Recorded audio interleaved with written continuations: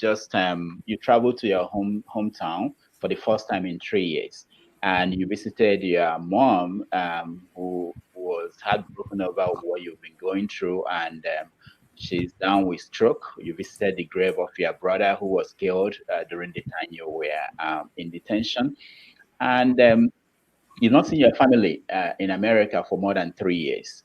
And I want to say, deals like this are the reasons that Fela probably said that most Africans or Nigerians don't want to fight for a better society.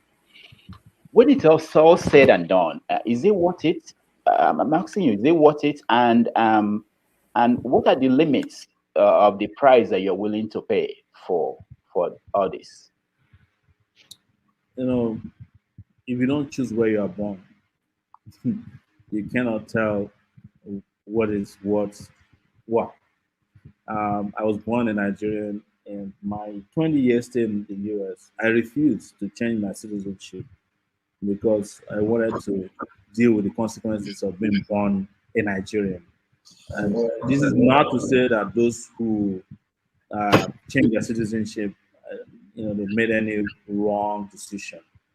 Uh, but as to your real question, which is how much is too much, let me tell you, if it is for humanity, you make a decision to stand up for something, or you fall for nothing.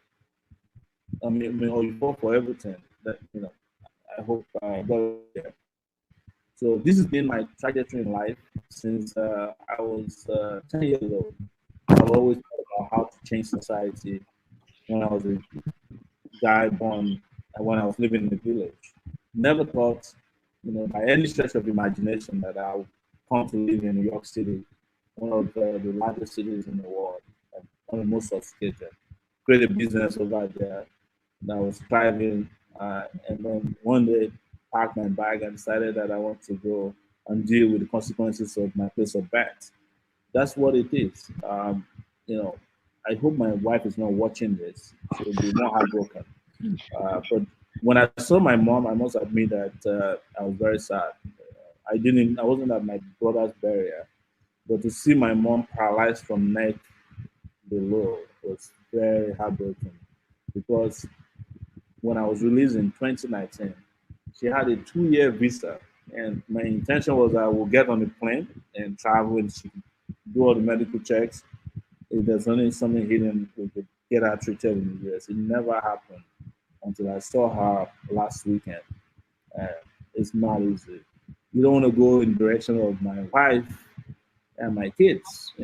As I'm talking to you, um, they're going through their own challenges. Some of them mental. Kids haven't seen their dad for a long time.